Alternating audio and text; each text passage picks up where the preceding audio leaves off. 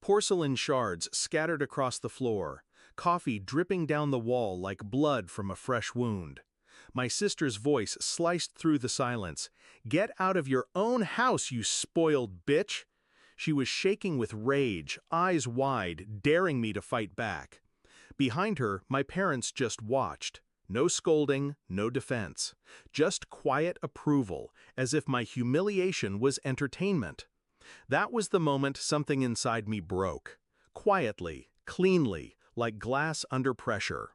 It wasn't always like this. As a child, I believed my parents when they said family was everything.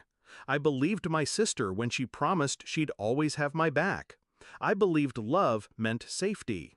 But belief is fragile. It dies in increments, small betrayals, overlooked cruelties, patterns repeated until they become normal. Her screaming wasn't the first time. It was just the last straw. I'd noticed the signs long before. How my house suddenly became our house in their language. How my parents referred to my paychecks as family contributions. How my sister spent freely while I tightened my belt. And how my parents' silence always favored her. Their golden child. Their weapon. I didn't argue. I didn't beg. I observed. And I documented. They thought my laptop was just a tool for work, a glowing screen I disappeared into.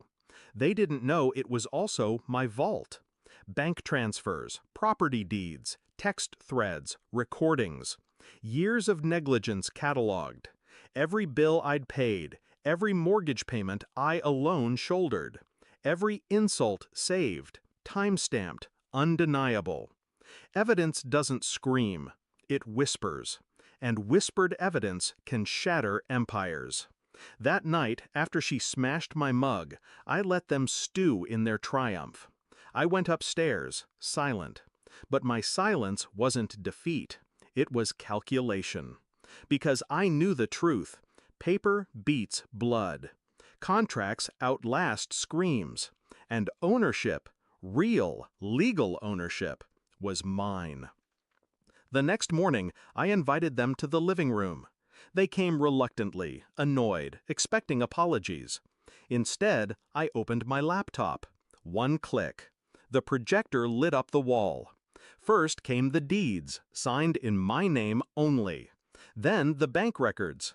My deposits funding this roof, these walls, their comforts. Finally, the recordings. My sister's shrieks, my parents' mocking laughter. The proof of their complicity. Their faces drained, colorless, ashen, silent. My father tried first. "You misunderstood."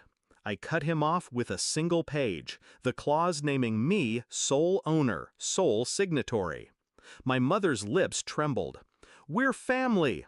I played back her voice from 6 months ago. "You should be grateful we let you live here. Your sister deserves more." And my sister? She lunged, wild-eyed, but stopped cold when the eviction notice appeared on screen. Dated, signed, prepared weeks earlier. They had treated me like a guest in my own home. Now they were the guests. And their stay was over.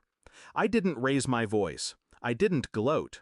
I simply closed the laptop and slid the keys across the table. "You have 7 days," I said.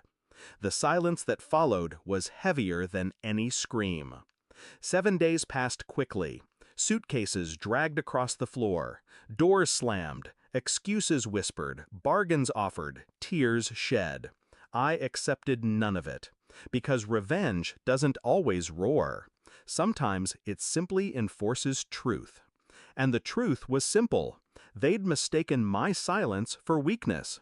They forgot silence can also be a strategy. The house is quiet now. No broken mugs, no screaming, no eyes watching me like a hawk waiting to pounce. Just peace. I sit in the same kitchen where shards once cut my feet, drinking from a new mug. The coffee tastes stronger now. Not because it is, but because I am. Do I regret it? No.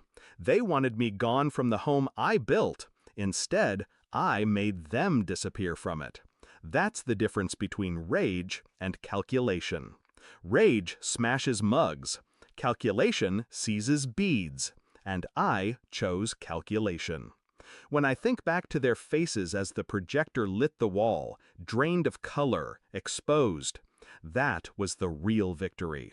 Not their exit, not their silence, but their realization that the daughter they dismissed had been documenting every betrayal, every slight, every theft of dignity, and that by the time they noticed, it was already too late. Now the house is mine, not just on paper, but in spirit. Every wall hums with freedom, every room breathes with solitude, and every sip of coffee reminds me, sometimes revenge isn't about screaming louder, it's about letting the evidence speak for you, and watching their faces turn white.